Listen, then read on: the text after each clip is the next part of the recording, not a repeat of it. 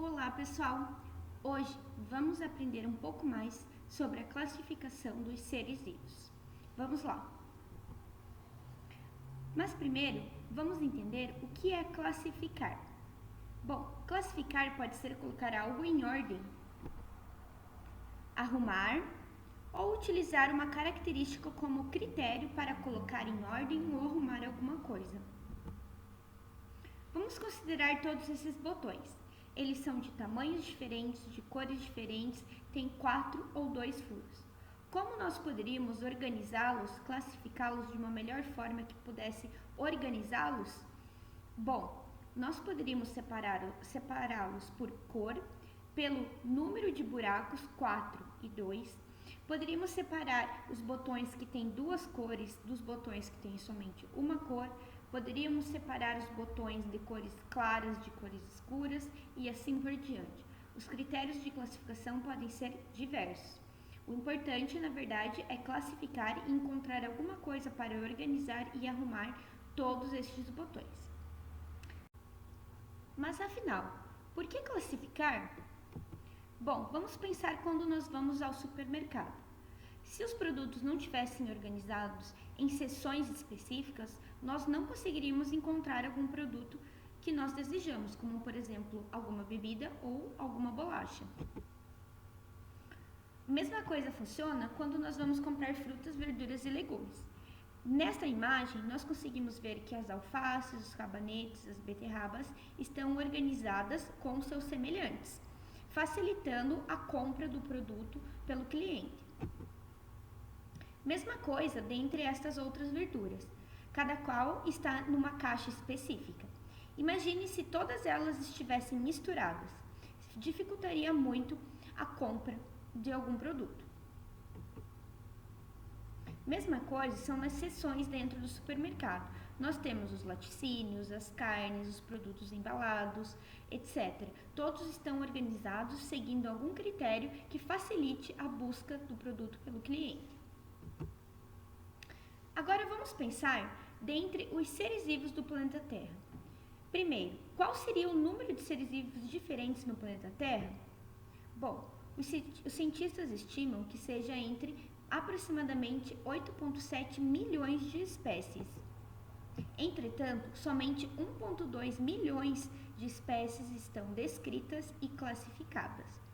Imagine, então, organizar todo esse conhecimento, essa grande quantidade de conhecimento com relação às espécies, se não houvesse um critério de classificação para isso.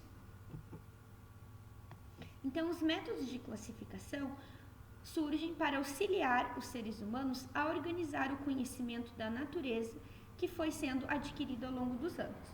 Só que na antiguidade, a falta de comunicação entre os naturalistas dificultava a adoção de um sistema único de classificação. Alguns organizavam os seres vivos pela capacidade de voo ou como animais nocivos e não nocivos. Entretanto, a classificação de Linneu, que foi um naturalista super importante, propôs um método para agrupar, ou seja, classificar os seres vivos e dar nome aos seres vivos, o que na ciência nós chamamos de nomenclatura. Quando Linneu propôs essa classificação, ela pode ser adotada mundialmente e utilizada como um método único de classificar os seres vivos. Linneu propôs, então, a classificação hierárquica ou de categorias taxonômicas, ou seja, seres vivos do mesmo grupo compartilham semelhanças entre si. Vamos ver alguns exemplos. A primeira categoria taxonômica proposta por Linneu é o reino, e é a mais ampla. Nele, por exemplo, nós vemos o reino Animalia, representando os vários tipos de animais que estão dentro deste reino. A categoria abaixo de reino é o filo, e ele inclui menos organismos diferentes. Nesse caso, nós temos o filo Chordata, que inclui somente os animais que são vertebrados, ou seja, aqueles que possuem uma coluna vertebral. A categoria abaixo de filo é chamada de classe. Neste caso, ela representa somente os animais que são mamíferos. Abaixo da classe está a ordem. Como nós vemos, o número de organismos, de espécies que estão dentro de cada categoria taxonômica vai diminuindo. Então, é como se fosse um funil. A ordem, neste caso, está incluindo os animais que são carnívoros, aqueles que possuem dentes caninos e que se alimentam em geral de carne. Agora, nós chegamos à família. Neste caso, temos a família dos felídeos. Antes da última categoria, nós temos a categoria de gênero. Neste caso, o gênero se chama pantera e inclui, por exemplo, a pantera negra, a onça pitada, dentre outros felinos que incluem-se nesse mesmo gênero. E por último, a menor categoria taxonômica inclui, que é chamada de espécie. Nesta, nós encontramos apenas uma espécie. Um gênero, por exemplo, como anteriormente, pode incluir várias espécies, todas pertencentes ao mesmo gênero.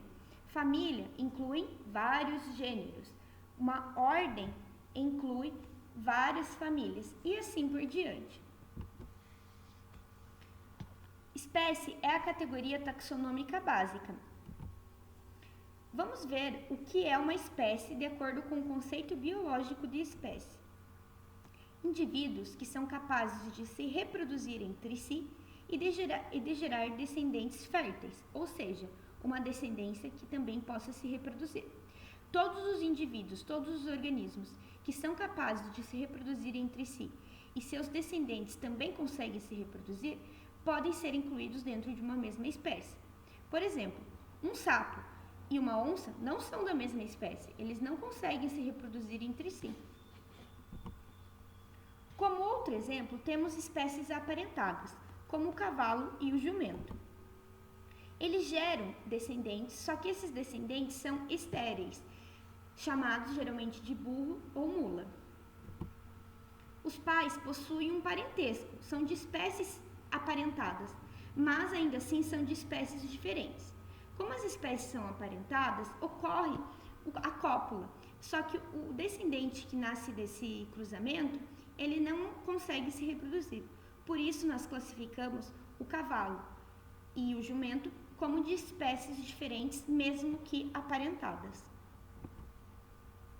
Na ciência, nós temos uma área que estuda a classificação e organização dos organismos em grupos. Ela é chamada de sistemática.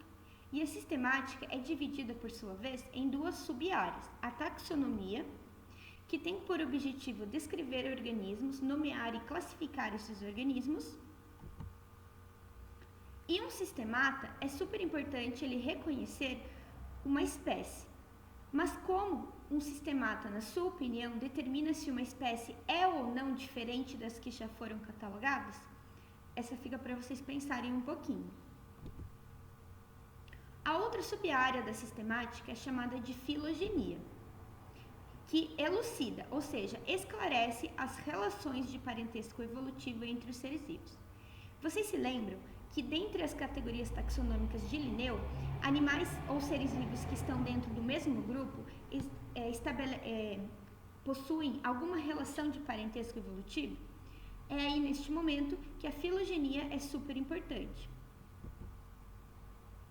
Vamos lembrar, como eu falei, classificação hierárquica ou categorias taxonômicas de Linneu considera que seres vivos do mesmo grupo compartilham semelhanças entre si. Mas por que é importante organismos que estão no mesmo grupo serem organizados dessa forma, compartilhando semelhanças entre si? Quando ouvimos dizer que uma nova espécie de ave da família dos papagaios foi descrita, imaginamos uma ave com bico curto, alto e arredondado, que é o aspecto peculiar desse grupo. Então, imaginamos uma ave que seja semelhante com essa da imagem. A espécie nova descoberta possui características diferentes, mas o formato, as características específicas do grupo são muito parecidas com a ave que nós já conhecemos. A classificação biológica busca refletir a história evolutiva das espécies. Espécies aparentadas compartilham mais características em comum, como nós vimos no caso dos papagaios. Se a classificação fosse feita com base em outro critério, diferente do grau de parentesco evolutivo, como cor, as suposições de uma espécie nova não seriam possíveis. Então, esta seria uma das principais características dos motivos para nós organizarmos os seres vivos em grupos e com base nas suas características em comum. Separar espécies só pela cor nos dá como informação da espécie descrita somente a cor. Então, se nós não conseguíssemos ver uma foto de uma espécie descrita, nós poderíamos imaginar que essa nova espécie poderia ser talvez como um papagaio, um beija-flor, um besouro e uma planta. Então, cor não é uma característica que nos permite diferenciar de uma forma eficiente as espécies. Por isso, nós não podemos utilizar a cor como um critério de classificação. Dessa forma, o grau de parentesco evolutivo estabelece mais características para que nós organizamos os seres vivos que conhecemos em grupos. Vamos ver alguns critérios de classificação que nos auxiliam a descobrir o parentesco entre os seres vivos para encaixá-los nos mesmos grupos. A aparência.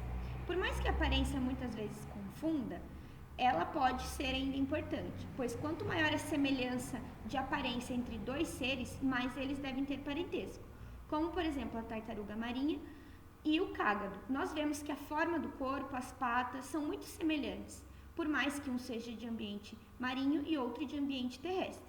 Mesma coisa os peixes, eles podem ser de espécies diferentes, mas eles podem ser incluídos no grupo dos peixes porque eles têm muitas características em comum, principalmente como o formato do corpo, das nadadeiras e outras características também. A anatomia, que estuda a estrutura interna dos seres vivos, também é uma ferramenta que nos auxilia a encontrar o parentesco entre as espécies. Quanto mais parecida essa estrutura interna entre dois seres vivos, maior tende a ser o parentesco. Quando nós comparamos, por exemplo, o esqueleto de um pardal e de uma galinha, nós vemos que existem os mesmos ossos, mas de tamanhos diferentes. Outro grupo de características que nos auxiliam a encontrar o parentesco entre duas espécies ou entre grupos semelhantes é a bioquímica, que são substâncias que formam o ser vivo.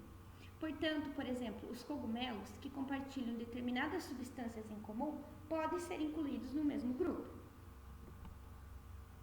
E por último, e a ferramenta mais recentemente utilizada para comparar dois seres vivos e estabelecer se eles têm parentesco ou não, é o DNA, que é o material genético hereditário que todo ser vivo carrega. Então, comparando o DNA de dois seres vivos, nós podemos ver se é semelhante ou muito diferente e estabelecer, de acordo com a quantidade de semelhanças e diferenças, se dois organismos podem fazer parte ou não do mesmo grupo, por serem parentes ou não. Somado a todas essas características que podemos utilizar para comparar se dois organismos são aparentados ou não, nós temos as ilustrações biológicas como uma ferramenta que auxilia na representação adequada dos seres vivos para que outros cientistas possam comparar essas ilustrações e compreender melhor se duas espécies são aparentadas ou não. Entramos agora na segunda parte do nosso vídeo, sobre nomenclatura binomial. Quando consideramos o nome popular, como por exemplo, chamar vários indivíduos de besouro, neste caso estamos incluindo várias espécies. Por isso, a nomenclatura é um modo universal de denominação de todos os seres vivos, necessitando padronização para ser compreendida no mundo todo. Então, o nome popular não é suficiente para que nós possamos classificar eficientemente os organismos. É necessário um modo de nomear eles adequadamente para que nenhum organismo tenha mais de um nome, ou ainda, vários organismos tenham o mesmo nome. Vamos considerar o nome da nossa espécie, Homo sapiens. Vamos ver então as particularidades da nomenclatura binomial, ou seja, aquela que é escrita com dois nomes. Vamos verificar quais são as regras para que esses nomes possam ser escritos corretamente. Então, no nome de uma espécie, o primeiro nome se refere ao gênero, e ele geralmente, ou melhor, ele sempre é escrito com letra inicial maiúscula. O segundo nome é chamado de epíteto específico, e junto com o nome do gênero, forma o nome da espécie. A primeira letra do epíteto específico sempre é escrita com letra minúscula. Além disso, é sempre importante destacar o nome de uma espécie do restante das palavras de um texto. Para isso, nós podemos grifar uma palavra quando nós escrevemos ela à mão, então nós grifamos o nome da espécie no texto, ou quando nós escrevemos um texto digitalmente e precisamos escrever o nome de uma espécie, nós utilizamos a ferramenta itálico, que é esta que fica com as letras meio deitadinhas. Além disso, o nome das espécies deve ser escrita em latim, que é uma língua morta. O que significa isso? É uma língua que não é utilizada mais por ninguém. E uma língua que não é utilizada mais por ninguém não sofre modificações. Por isso, nós não corremos o risco de ter algum acordo ortográfico ou alguma coisa parecida como na língua portuguesa com relação ao latim. Por isso, o nome das espécies, uma vez dados, não vão sofrer nenhuma modificação na sua escrita. Mas quem dá os nomes científicos? Bom, o pesquisador que descobriu ou estudou determinada espécie. Vamos ver alguns exemplos.